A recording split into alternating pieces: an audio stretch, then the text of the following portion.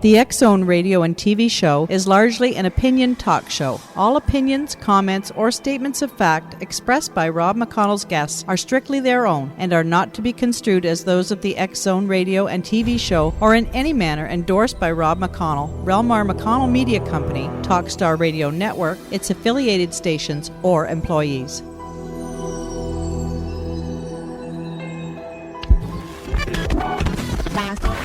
All Hit Radio.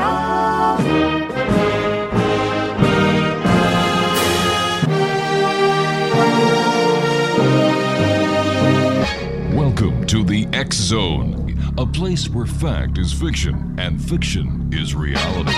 Now, here's your host, Rob McConnell.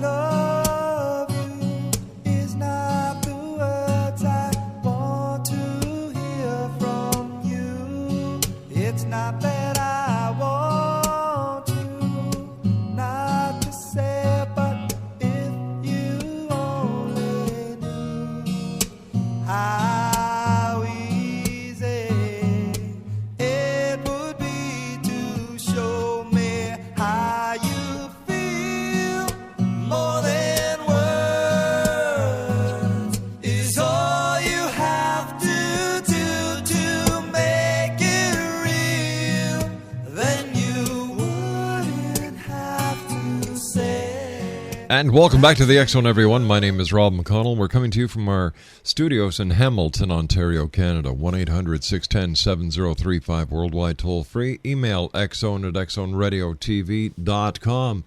On MSN Messenger, xzoneradiotv at hotmail.com, and our website, www.xzoneradiotv.com. And for all the breaking news from the world of the paranormal and the science of parapsychology, www.xzonenews.com.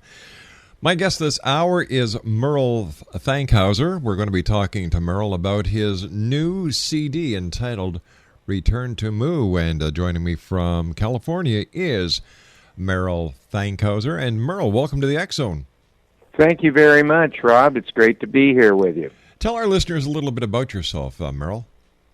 Well, I started out as a guitar player in the little town of Arroyo Grande near Pismo Beach in central California coast in 1962, and started playing with a band called the Revels first, who ended up later on having a break in the 90s by getting a song called Comanche in the movie Pulp Fiction.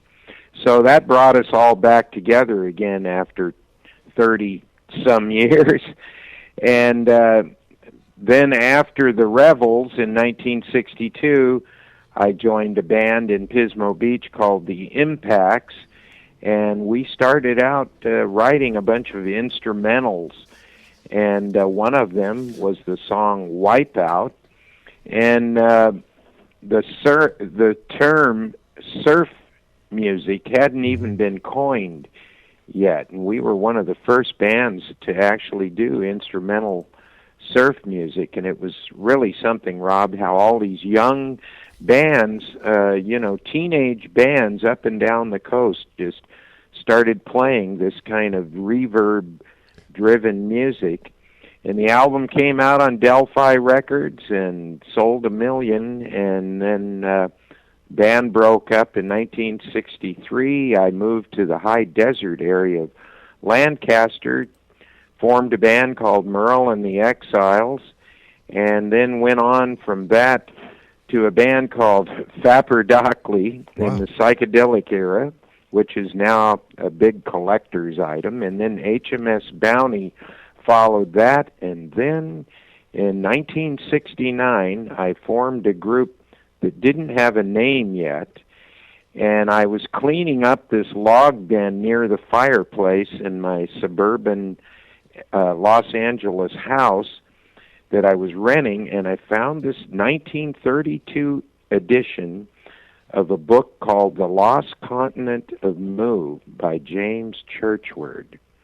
And that struck a vein with all the members of the band, and I said, let's call the band Mu. And that's kind of where everything really got wild. Wow. All right, stand by, Merrell. You and I have to take a commercial break. I want to thank you so much for joining us, taking time out of your very busy schedule to be with us here tonight on the X-Zone. X-Zone Nation, if you'd like to find out more about Merrell, his websites are Merrell Fankhauser, that's MERREL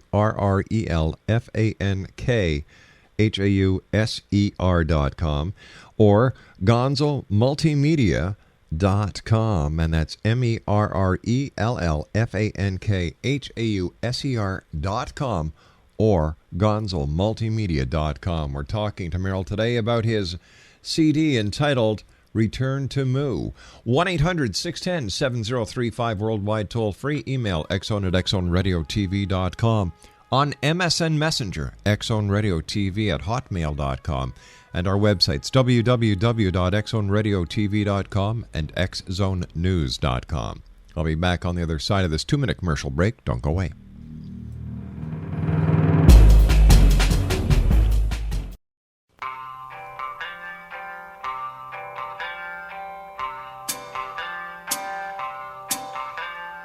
Riding along on a carousel, trying to catch up to you. Riding along on a carousel, will I catch up to you? Horses chasing, 'cause they're racing, so near yet so far. On the carousel, on the carousel, nearer, nearer by changing horses, still so far away. Exonation, Merrell Fankhauser is our special guest. We're talking about his new CD entitled Return to Mu. A couple of websites, merrellfankhauser.com and gonzomultimedia.com. Tell me, what made you... All right, you found the book. The book seemed to have piqued your interest, and is this where you had your first encounter with the lost continent of Mu, or had you heard about it before you found this book? No, it was really interesting, Rob. If you believe in destiny, some of these things happen to you along the way in life, like signposts, you know. Right. And I found this book and immediately was attracted to it, and we started reading it, you know, the whole band did, and we decided to call ourselves Mu. And we found that a lot of North and South American Indian tribes claim to have come from a now submerged civilization that was in the Pacific Ocean where the Hawaiian Islands are now. And you always hear everything, you know, about Atlantis, sure, but you never heard anything about Mu or Lemuria. And this Colonel Churchward was from Oxford, England, and an astrologer, and he and some other astrologers were studying a lot of Mayan Indian ruins, and they started coming across this hieroglyphs that kept telling about this submerged land to the west, and that there was even a legend of a queen that came to the Indians there and taught them a lot of their knowledge, and they called her Queen Mu. So we read the book. We started studying everything we could find on it. We even found that it was in some Swahili chant that it was mentioned as the motherland. And we found out from a friend of ours that had moved to the island of Maui, that there were some strange ruins out in the jungle that he had stumbled across, and he said they could be from Mu. So in 1973, the whole band and myself, we, to the dismay of our promoter and agents and record company, we had our first album out on United Artists. We moved to the island of Maui. Oh, wow. Yeah. And that was a big change. And so I went and found these ruins, and they were pretty spectacular, Rob. It's still hidden, grown over in this valley in the jungle, and there were 4 pillars standing about 30 feet tall on what appeared to be like Mayan Indian cut stone platform. And the interesting thing is they look like hex head rods that were molded together, but there was no mortar, cement, or anything holding them together. And in the middle, there was this little waterfall trickling down. I mean, it was like a scene out of Indiana Jones or something, you know.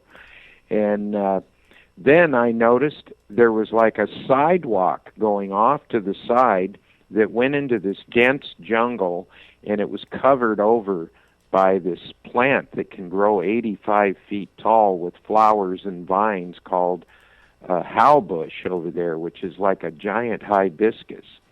And I crawled on my hands and knees along this, like, I guess you would call it a sidewalk, and I watched as it went off into the ocean, and then I could see where the lava flow had flowed over it, but it was under the water, and that lava flow was about 1,000 years old, they figure, in that area. And then German television found out about it, and they came over and videoed it, and I took pictures of it, and they're in a lot of magazines, and you can see it at my website at merrellfankhauser.com. And it's still unknown as to what these structures really were, but they were there before the Hawaiians got there. Is there a connection between Mu and the Mayan civilization and the lost continent of Atlantis? Yes, they were all connected, and supposedly a lot of the people fled from Atlantis when it was being destroyed. Right. And a lot of the people, they believe, went, to South America also. And Thor Heyerdahl, the explorer, proved with his raft, Kon-Tiki, that the Polynesians could have come, from what is now Hawaii and those islands and Easter Island, and traveled back and forth even, he surmised, to South America. Why do you think it is, Merrell, that Mu hasn't received the attention that the Mayans have, as well as the lost continent of Atlantis? Why has it been so kept in the dark? Well, I think that it's so hard to prove, that either Atlantis or Mu existed, even though there are these strange ruins around, like the stuff on Easter Island and the thing, in the Aegean Sea and the island of Santorini and all of those ruins there, that it's really hard to link it, that a lot of people just want to believe, it was Plato's fantasy about Atlantis, that it was a mythical place that he wrote about.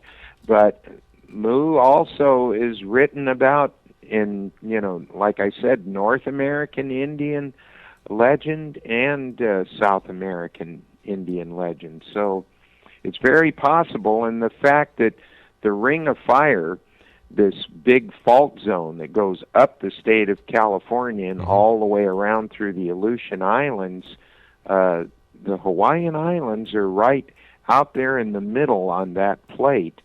And the water, they've proven that as far inland as Las Vegas in the desert here, in all of California desert, they've found fossilized starfish and, sea creatures and things. So they know the ocean at one time was there, and possibly when the continent of Mu sank, the water receded. So it's an interesting theory, and I'm still, intrigued by it. Why is it that ancient civilizations like Mu and like Atlantis still capture the the explorer spirit is the explorer spirit in each and every one of us. What's the magnetism? I think it's just a mystery that can't be solved. It's like UFOs, you know. They keep wondering what are the UFOs and where are they coming from and everything. And just the lure, everybody loves a good mystery and something that's difficult to solve. So it just keeps people intrigued. You know, and a couple of other mysteries that keep people talking is the Bermuda Triangle, Sasquatch. You know, and you mentioned UFOs. Let me ask you this. Have you ever seen a UFO? Oh, yeah. My dad was a pilot, and he taught me to fly, and so I was always interested in aeronautical things and everything. And when I moved to Maui in 1973, I was at the top of Haleakala Crater, and I noticed in a lot of the Hawaiian books and legends, there were these legends of these lights that they would see flying out of the crater and actually diving into the ocean. And they called them the flying pearly shells. So that goes clear back into the 1800s. So, you know, when I moved there were all of these, you know, a lot of hippies and stuff that said that they had seen things flying around. And then, of course, Jimi Hendrix did the cult movie called Rainbow Bridge there, and that was about, I guess, 1971 or 72, and supposedly the whole film crew and Jimmy saw UFOs there while they were filming, but oddly enough, they could never get them on camera.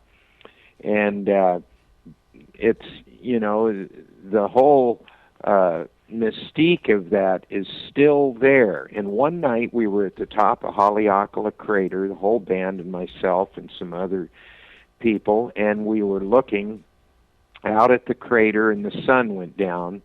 The sunsets are spectacular.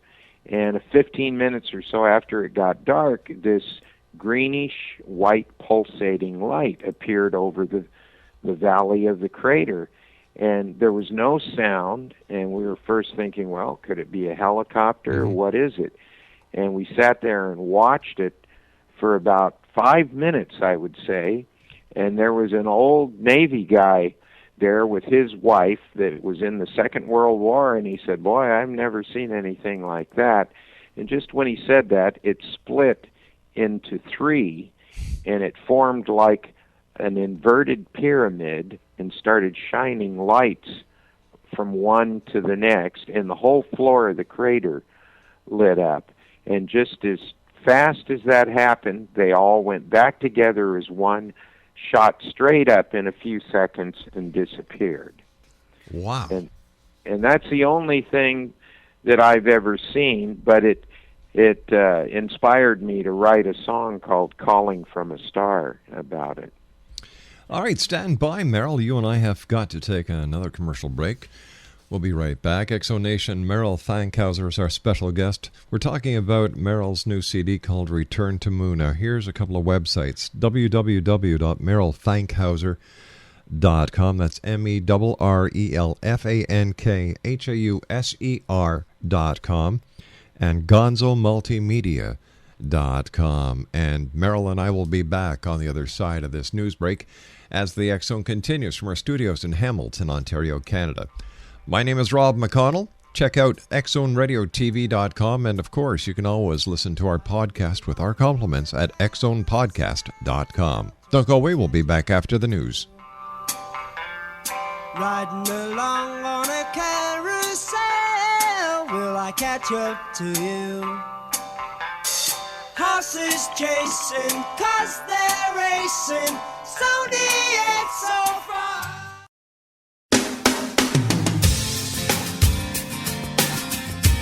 You're listening to the X Zone Radio Show, live and around the world on the Talkstar Radio Network, X Zone Broadcast Network, UK High Definition Radio, Euro High Definition Radio, and Star Cable. Our toll-free telephone number worldwide is 1-800-610-7035. Our email address, xzone@xzoneradiotv.com. On MSN Messenger, xzoneradiotv@hotmail.com, and our website, www.xzoneradiotv.com. Love was glass that broke apart. Give me faith.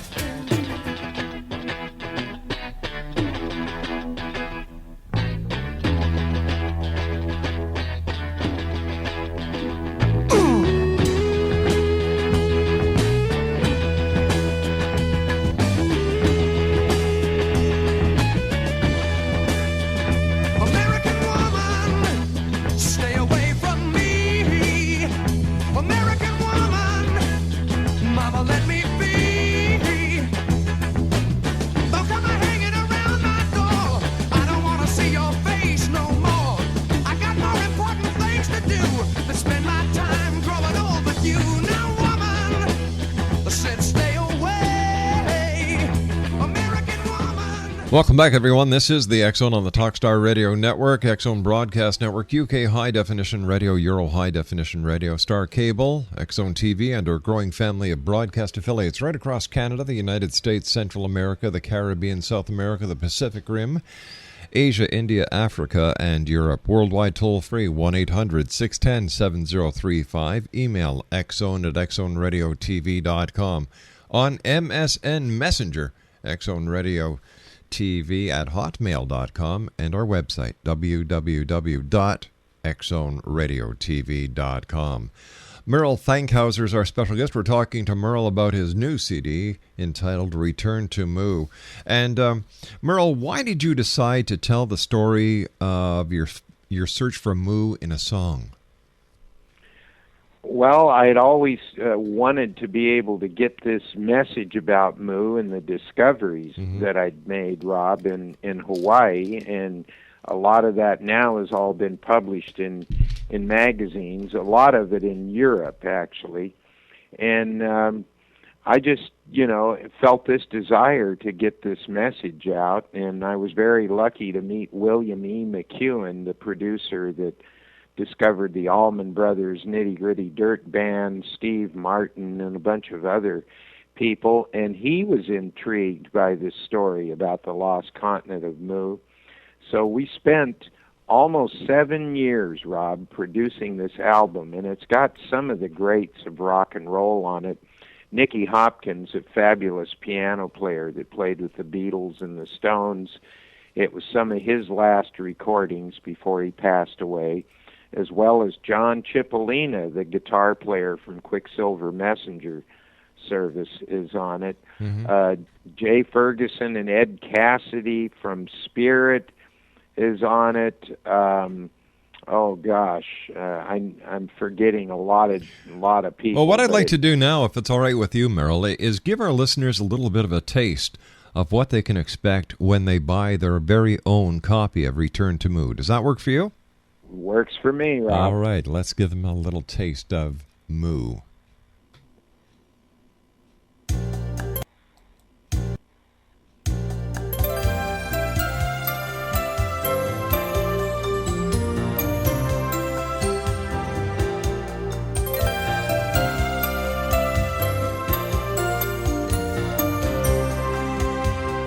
Once there was a mystical land, long, long time ago.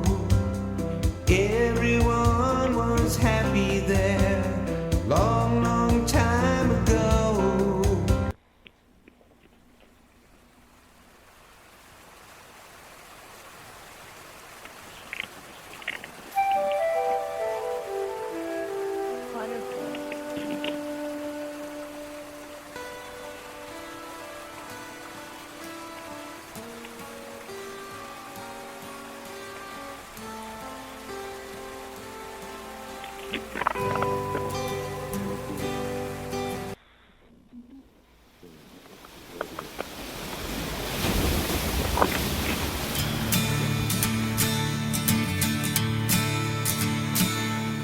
'twas a clear and blustery day down by the ocean.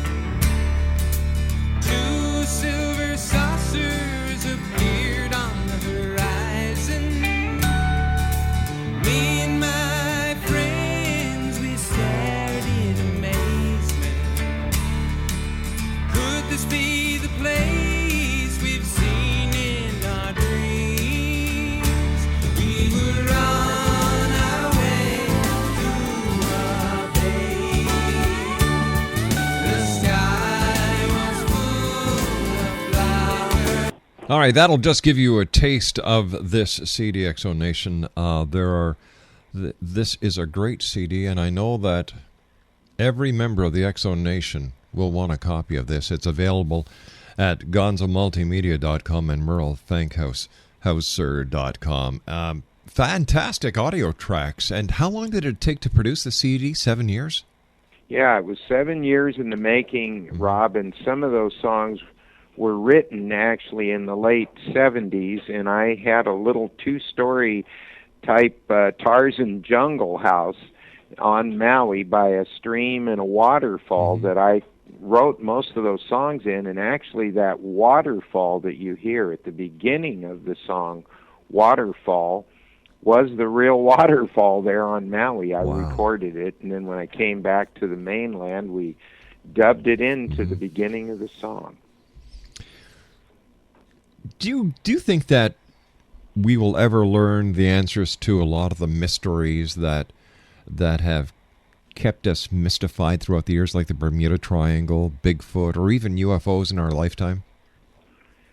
That's a good question. I mean, I feel like it's getting closer to the answers of these things, and they're finding out more and more about these structures that are all over the world that they can't seem to figure out, you know, how they even made them, and that our cranes can't lift some of these stones that have been put into place. And they're getting closer to the answers, and one can only hope that, you know, we will, you know, find out the answers to a lot of these mysteries. When it comes to UFOs, what are your personal theories on who they are, where they're coming from, and what their purpose is? Well, there's just a myriad of theories about it, as you know.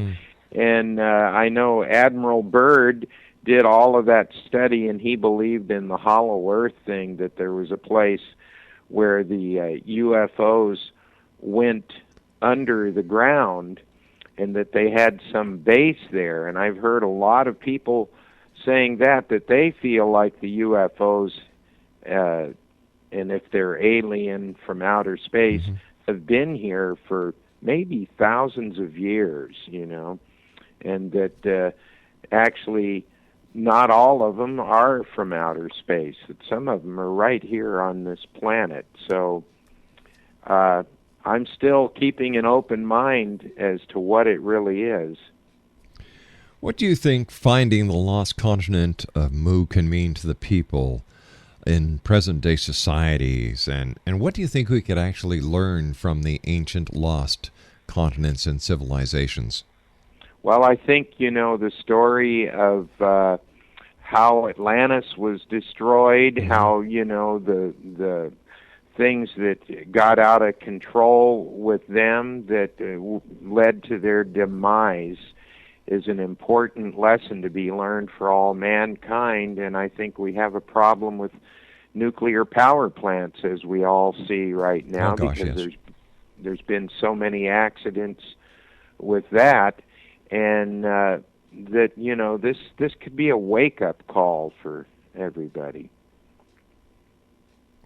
What, in your opinion, can we do to speed this process along, where we actually take a better look at ourselves and the world that we live in? And try and do something positive. How can we all get involved, and how can we all help? Well, I think you have to have a clear conscience first, and, you know, meditating, just, you know, realizing that we're all here on Spaceship Earth together, and that we really do have to save this planet if we want to keep mankind going longer.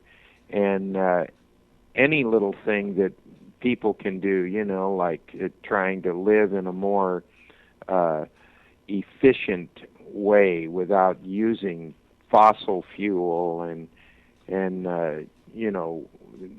putting waste products out like spent nuclear rods that are bad, and just try to do any little thing. If each person did one little thing that would help the environment and help man and promote more of peace and love and brotherhood throughout the world, that's the best thing that we can do. You seem like a musician explorer or explorer musician. I'm not sure which is which yet. But what's next for you as a musician and as an explorer? Well, as a musician, I continue to keep writing more songs, Rob. It's like I just have this drippy faucet of music in my head, and it won't quit. And I'm lucky I have my own recording studio now, so I can just go in when I get an idea and put it down. And I have more music. I'm starting to write a lot of instrumental surf music again, and I've actually done an instrumental album with a space theme, because disc jockeys all over kept saying, when are we going to hear more instrumental surf music from you, the music I first started out with. So I'm working on that.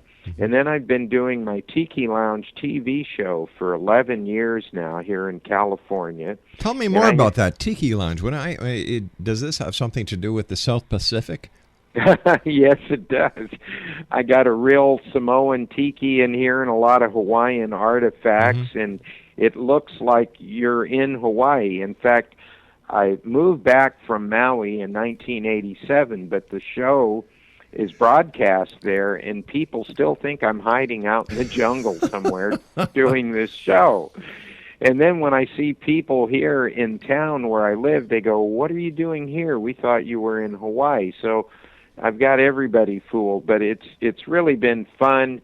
I've had everybody from Willie Nelson to Dean Torrance of Jan and Dean, just tons of 60s stars on it. When they all found out I was doing this TV show, they all wanted to be on it. And I interview people, and then they either play live or we show the video that they've brought along.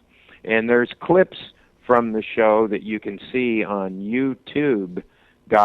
If you just go there and type in my name, a big list will come up. And in fact, there's a concert I did with Willie Nelson on Maui in front of 10,000 people, and he plays an electric guitar, and we do Wipeout together with the band. Oh, my gosh. Yeah. That was really something. We spoke briefly about the Mayans, and what's your opinion on the end of the Mayan calendar and the end of the world prophecy that so many people are buying into on December the 21st, 2012? Well, the same thing happened with the computer thing that was supposed to happen. Oh, Y2K, sure. Years ago, Yeah. and I know people that were hoarding canned goods and buying shotguns and moving to the mountains, and I said, you're going to wake up tomorrow morning and it's going to be the same as it was yesterday. A few things may happen, but it's not going to be all this devastation that people, the doomsdayers, want to predict. And I kind of think the same thing about 2012. Although, because of the alignment of the planets and everything, there could be some things happen, and there might even be some kind of a big mental change in everybody. But I don't think it's going to be the end of the planet that some people want to predict. I think it will be a change, but it may be more subtle than people realize. Jerry, doing the research that you've done on Mu, did they have any prophecies? What kind of people were they? Well, they were a very spiritual, enlightened people, supposedly, more so than the Atlanteans. And the Atlanteans did a lot of scientific experiments and things with crystals and everything that they say created their demise. And the Mu people supposedly were more of a pure thinking, but I think planetary changes and other things happened that made them have to flee. And I think that there's even some hieroglyphs where some priest in Mu was predicting that the continent was going to sink, and a lot of people didn't believe him, and a lot of people fled to South America and other places.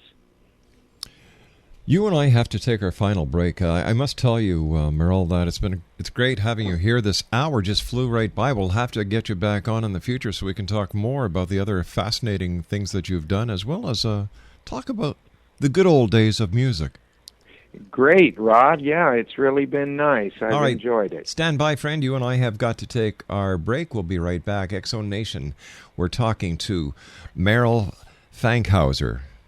For more information, www.merrellfankhauser.com or gonzomultimedia.com. We'll be back on the other side of this commercial break as the X-Zone continues from our studios in beautiful Hamilton, Ontario, Canada. Don't go away.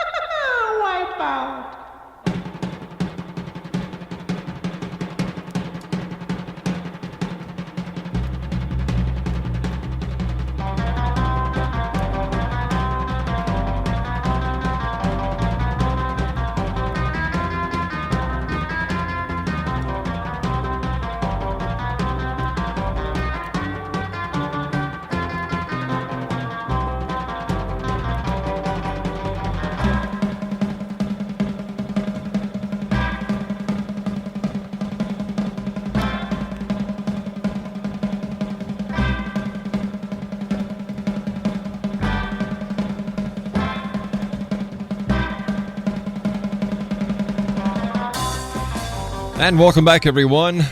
Merrell Fankhauser is our special guest this hour. We're talking about his new CD entitled Return to Mu. It's available at merrellfankhauser.com or gonzomultimedia.com. First of all, Merrell, great having you with us today. It's been a blast from the past, as they used to say on the good old days of radio.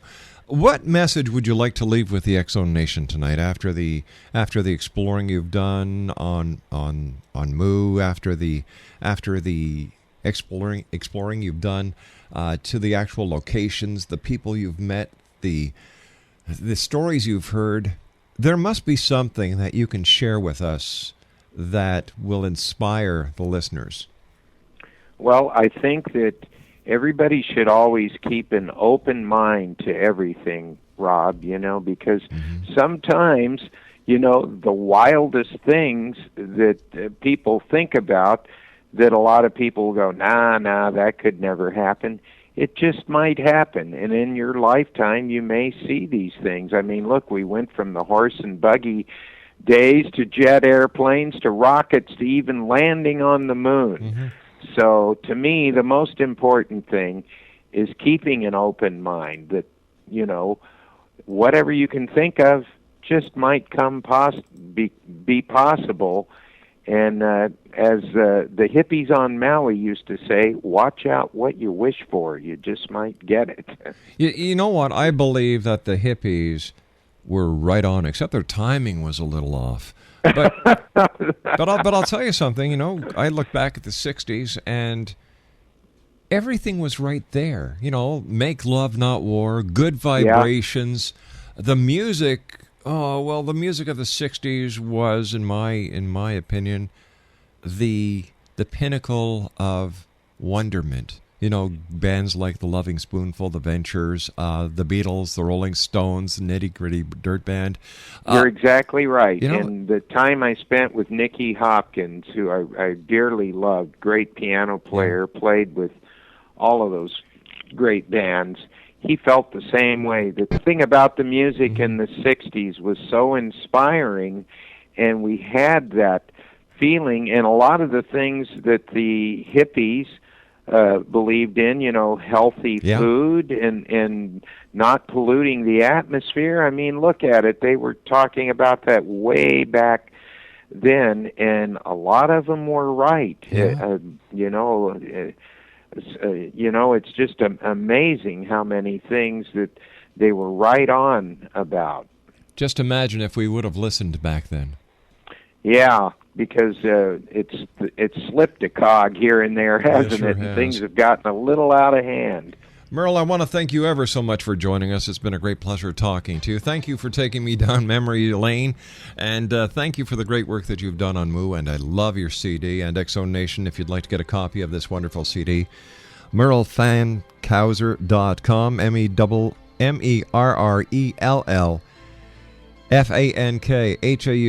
FANKHAUSER.com or GonzoMultimedia.com. Merrell, take care of yourself until the next time we meet here in the X Zone. I will, Rob. Thank you very much. My pleasure. Aloha. Aloha. We'll be back on the other side of this commercial break in the news at 6.5 minutes past as the X Zone continues from our studios in Hamilton, Ontario, Canada. My name is Rob McConnell. Don't go away.